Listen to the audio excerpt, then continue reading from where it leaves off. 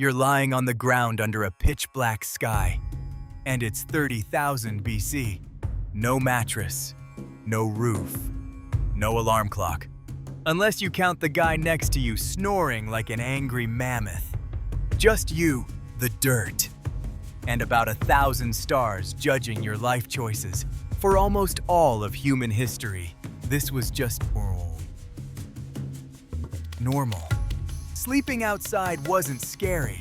It wasn't even a choice. It was Tuesday. So somewhere along the way, something changed.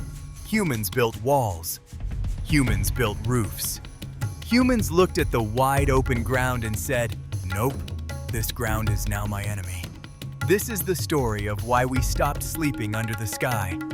And the reason is weirdly not what you'd guess. It's not really about comfort. It's not even about the cold. It's about something way more dangerous than a chilly night and a rock in your back. Let's rewind. Because to understand this, you have to understand what nighttime actually felt like 30,000 years ago. No streetlights, no flashlights, not even a decent campfire most nights. Because fire took real effort to keep alive. Which means for most of human history, the night wasn't just dark. It was pitch, bump into a tree, is that a rock or a bear kind of dark. No streetlights, no flashlights, not even a decent campfire most nights. Which means for most of human history, the night wasn't just dark. It was pitch, bump into a tree, is that a rock or a bear kind of dark. And here's the part that should mess with you a little. Humans have terrible night vision. Because fire took real effort to keep alive. Embarrassingly bad. Cats, wolves, hyenas, big cats in general. All of them can see in the dark far better than we can. So while you're squinting at literally nothing, something with much better eyesight might be squinting right back at you.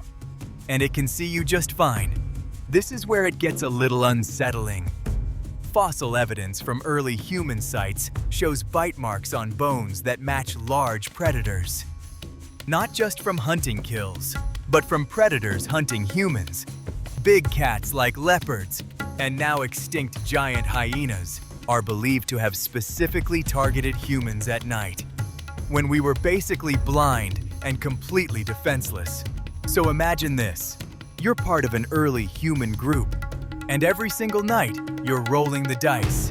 Not on comfort, not on whether you'll wake up sore, on whether you'll wake up at all. That's not a great way to fall asleep. So naturally, humans adapted, because that's what we do best. The first move wasn't walls. It was fire. Fire did something incredible. It kept predators at a distance, since most animals are naturally wary of flames. So groups started sleeping close to the fire, in a circle, facing outward, like a prehistoric slumber party with much higher stakes. This is also where sleeping in groups became less of a social bonus and more of a survival strategy. More eyes watching in the dark meant more warning before something crept too close. Someone was almost always at least half awake, which some researchers think is where our lighter, more easily disturbed nighttime sleep might come from. Someone was almost always at least half awake, which some researchers think is where our lighter, more easily disturbed nighttime sleep might come from. Basically, some ancient part of your brain still expects night watch duty, even if the only threat now is your neighbor's car alarm. Over time, fire wasn't enough on its own. So early humans started choosing smarter sleeping spots. Caves with narrow entrances, cliff ledges, anywhere that limited the directions a predator could attack from. Fewer entry points meant fewer surprises, and fewer surprises meant more mornings where everyone was still, alive. This is actually one of the earliest examples of architecture, and it wasn't about beauty. It was about not getting eaten. Eventually, natural caves weren't always available. So humans started building their own versions. Simple shelters made of branches, hides, and packed earth. Positioned to block wind, sure, but mainly built to block teeth. Walls weren't invented to keep the cold out.